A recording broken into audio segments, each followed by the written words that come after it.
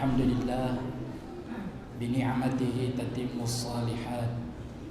Wassalatu wassalamu ala rasulillah Sayyidina Muhammadin wa ala alihi wa sahbihi wa man tabi'ahum bi ihsanin ila yaumiddin, amma ba'd.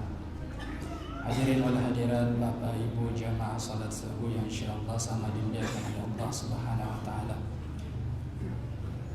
Syukur alhamdulillah adalah sebuah ucapan pengakuan kita bahwa segala sesuatu yang kita rasakan, segala nikmat yang kita dapatkan, nikmat yang kita pakai, yang kita habiskan setiap saat, setiap detik, yang tidak terhitung jumlahnya, kita yakini bahwa semuanya datangnya dari Allah Subhanahu wa taala, tidak mungkin dari yang lain. Oleh karena itu Bapak Ibu sekalian, nikmat yang paling besar yang kita rasakan, nikmat yang paling tinggi yang kita dapatkan ialah yang disebut dengan nikmat iman. Sebab kenapa? Tidak ada orang yang melakukan dosa dan kesalahan kalau masih tersimpan keimanan di dalam hati. Pejabat kita tidak ada yang korupsi kalau masih tertanam keimanan yang kuat di dalam hati. Begitu juga orang tidak akan melakukan dosa kesalahan, melakukan perbuatan jahat, mencuri, merampok, berzina dan lain sebagainya, kalau masih tertanam kuat iman yang ada di dalam dada kita. Oleh karena itu iman ini adalah sumber dari segala ketenangan yang kita rasakan. Iman ini adalah sumber kebahagiaan sebetulnya yang kita rasakan. Dan iman inilah yang senantiasa memberikan motivasi, semangat kepada kita semua untuk selalu melakukan kebaikan-kebaikan, selalu melakukan ketaatan-ketaatan dan ibadah kepada Allah Subhanahu wa taala. Ya, karena itu patut kita syukuri. Kita sudah berada di akhir Ramadan. Insyaallah besok kita sudah memasuki Idul Fitri 1 Syawal. Kita masih terus berjuang. Kita masih terus menghidupkan Ramadan kita. Ibarat pertandingan sepak bola, kita sebetulnya sudah masuk babak final, babak akhir. 10 hari terakhir itu adalah babak penyisihan. 10 hari kedua adalah babak semifinal. Dan 10 hari terakhir itu babak final. Namanya perlombaan di babak penyisihan biasanya peserta masih banyak, penuh sesak. Tetapi kalau sudah memasuki akhir-akhir Ramadan, tidak ada finalis yang banyak, ya, jumlahnya semakin sedikit. Tapi alhamdulillah jamaah kita di sini Masjid Nurul Islam selalu ramai, banyak peserta finalnya. Ya. Insya Allah namanya perlombaan, kita ingin mendapatkan yang namanya kemenangan, kita ingin mendapatkan yang namanya kebahagiaan. Dan insya Allah kita semua di sini masih terus berjuang, belum menyerah, ya, untuk mendapatkan satu kemenangan itu. Hadirin Bapak Ibu jamaah salat subuh yang sangat dimuliakan oleh Allah, salawat dan salam tak lupa kita kirimkan kepada Nabi kita Nabi Allah Muhammad sallallahu alaihi wasallam. Pada subuh hari ini saya ingin menjelaskan ada beberapa atau ada satu pertanyaan besar yang selalu kita pertanyakan di dalam kehidupan kita ini. Pertanyaan itu adalah kenapa kita mesti beribadah, kenapa kita mesti sholat, kita mesti puasa dan lain sebagainya. Pertanyaan ini sangat menarik dan sangat penting untuk kita. Sebab kalau kita tidak tahu maksud dan tujuan kenapa kita mesti melakukan pengabdian, ya, secara terus-menerus kepada Allah Subhanahu wa taala, boleh jadi dalam aktivitas ibadah yang kita lakukan setiap saat itu akan menjadi beban, akan menjadi kesulitan buat kita untuk mengerjakan perintah-perintah itu. Kenapa? Karena kita tidak pernah merasakan manisnya, kita tidak pernah merasakan manfaat daripada pelaksanaan ibadah yang kita lakukan. Kita tidak tahu tujuannya seperti apa. Oleh karena itu, jemaah sekalian, di dalam Al-Quran Allah sudah memberikan penegasan, wa ma khalaqtul jinna wal insa illa liya'budun. Tiadalah aku menciptakan jin dan manusia kecuali hanya untuk beribadah kepada Allah Subhanahu wa taala. Maka ada mufassir yang menafsirkan yang dimaksud dengan liya'budun, ya, liya'arifuni, adalah kita menyembah Allah sebetulnya ingin mengenal Allah, ingin mendekatkan diri kita kepada Allah Subhanahu wa taala. Bagaimana caranya mengenal Allah? Tentu kita harus tahu makna daripada kata Allah sebagai Rabb, Tuhan. Paling tidak ada dua aspek yang mesti kita pahami. Yang pertama, Allah itu dalam pengertian Rabb, Tuhan. Dalam surah Al-Fatihah dijelaskan Alhamdulillahi Rabbil Alamin. Segala puji bagi Allah, Tuhan semesta alam.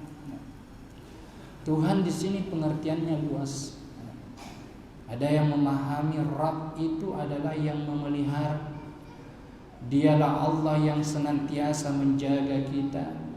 Dialah Allah yang juga terus mengatur kita dan menurunkan rezekinya untuk kita. Terkadang Bapak Ibu sekalian, kita merasa bahwa keadaan kita ini tidak begitu bagus. Kita selalu membandingkan keadaan-keadaan kita dengan orang lain. Kok saya rezekiku seperti ini, rezekinya si A, si B melimpah ruah. Kok pekerjaan saya begini saja, yang lain pekerjaannya lebih mapan, punya jabatan, punya kedudukan. Perasaan-perasaan kecemburuan ini tidak akan pernah lagi kita rasakan. Tidak pernah lagi kita merasakan membanding-bandingkan kalau kita memahami betul-betul bahwa segala sesuatu yang kita dapatkan, nikmat rezeki yang kita dapatkan itu selalu Allah memberikan yang terbaik untuk kita. Allah Subhanahu wa taala memberikan rezekinya itu sudah ditakar sesuai dengan kebutuhan kita dan tidak mungkin tertukar. Allah bisa melihat sejauh mana kebutuhan-kebutuhan kita yang terbaik untuk kita. Oleh karena itu, kalau kita sudah meyakini bahwa kita yakini Allah Subhanahu wa taala mengatur kita, memberikan yang terbaik untuk kita, memberikan segala kebutuhan-kebutuhan kita, maka aspek yang kedua yang mesti kita tahu ialah aspek ilahiyah. Tiada zat yang pantas lagi disembah kecuali Allah Subhanahu wa ta'ala. Inilah makna daripada ilahin nas.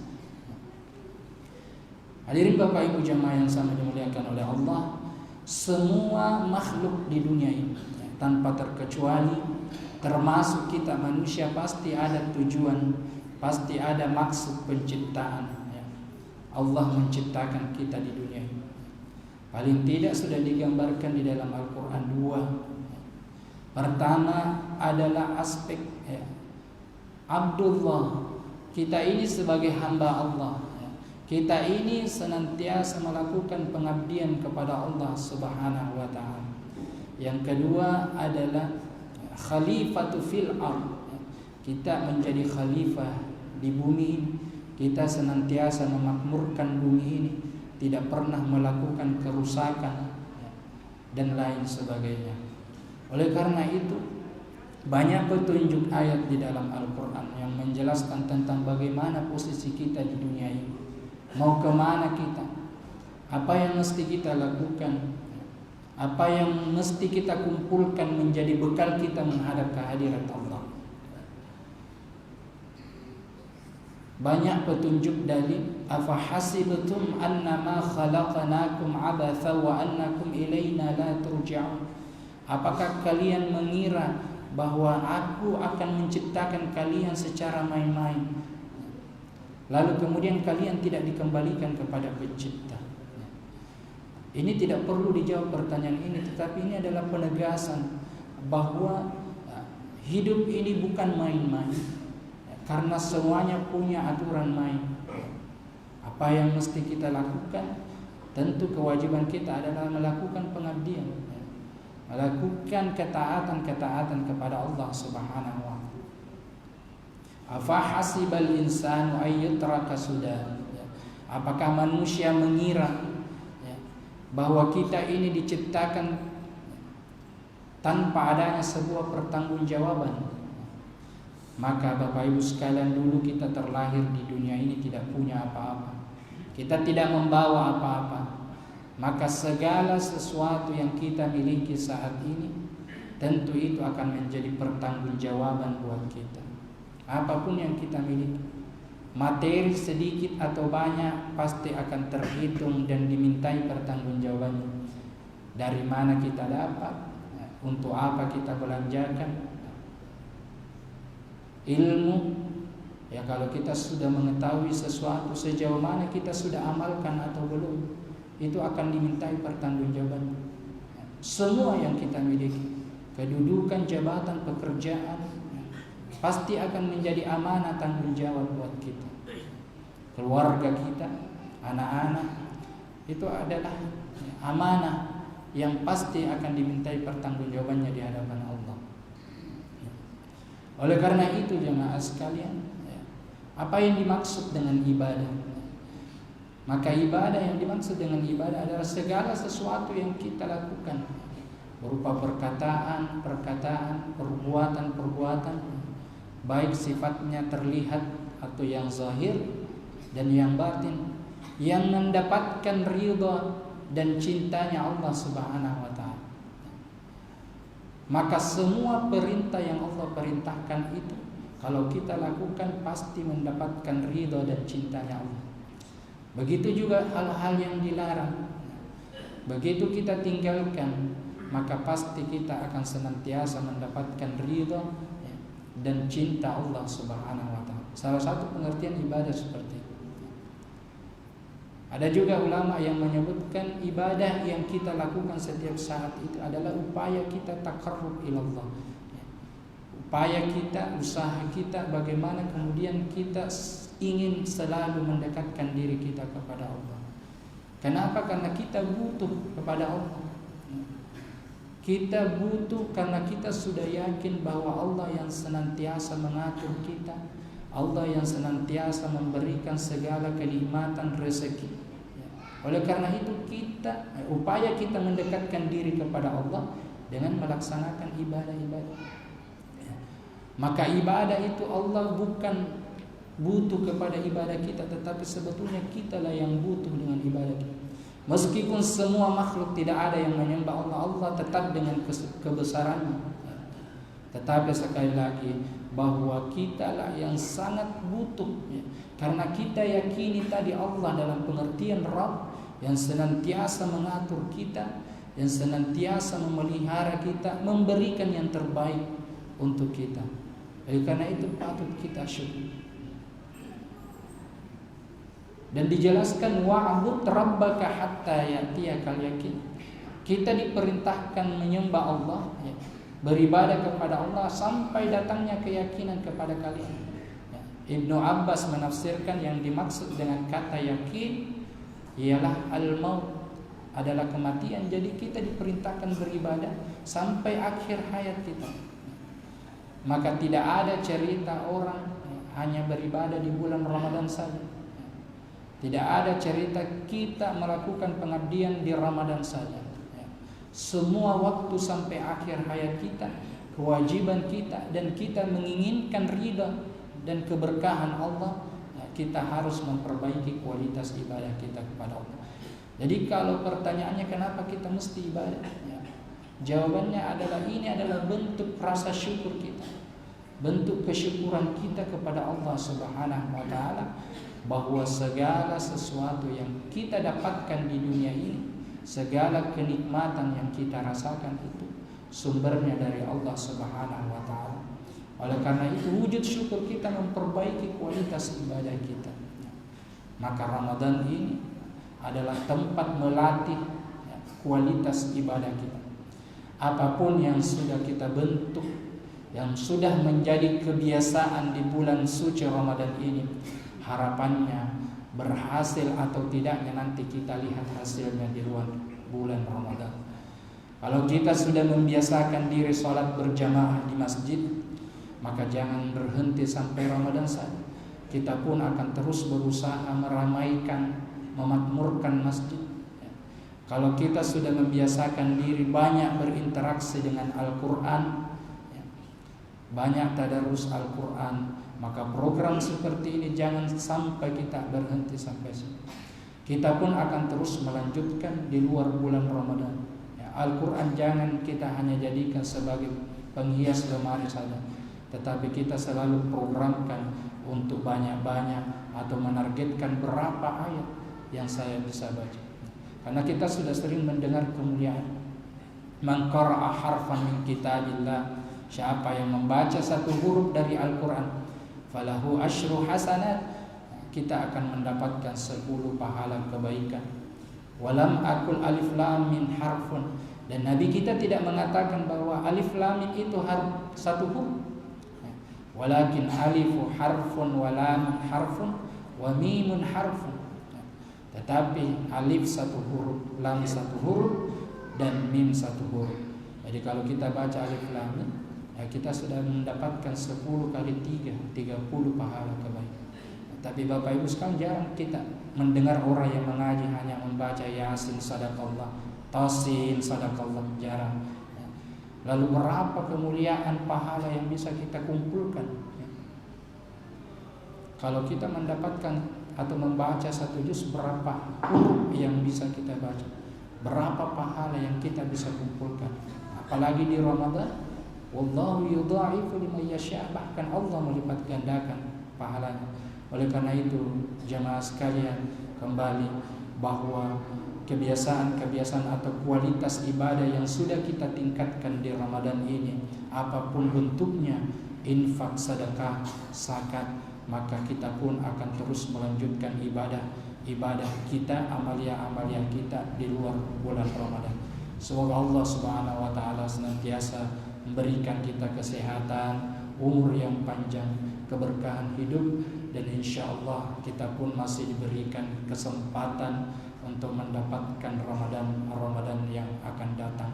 Dan insya Allah apa yang menjadi harapan kita semua dalam pelaksanaan puasa yang kita kerjakan, dosa-dosa dan kesalahan kita diampuni oleh Allah Subhanahu wa taala, dan kita keluar nanti di bulan Ramadan dalam keadaan bersih, suci dari dosa, seperti bayi yang baru dilahirkan oleh perut ibu kita.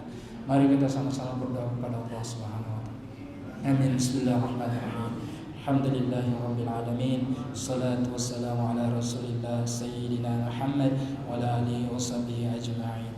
Allahumma aslih lana dinana alladhi huwa ismata amrina, wa aslih lana dunyana alladhi fiha ma'ashuna, wa aslih lana akhiratana allati ilayha ma'aduna, waj'alil hayata ziyadatan lana fi kulli khair, waj'alil mauta rahatan lana min kulli syarr. Allahumma taqabbal minna salatana wa siyamana wa qiyamana wa ruku'ana wa sujudana wa ta'abbudana wa takhashu'ana wa tammim taqsirana ya Allah. Rabbana iftah bainana bil haqq, Rabbana iftah bainana bil haqq wa anta khairul fatihin.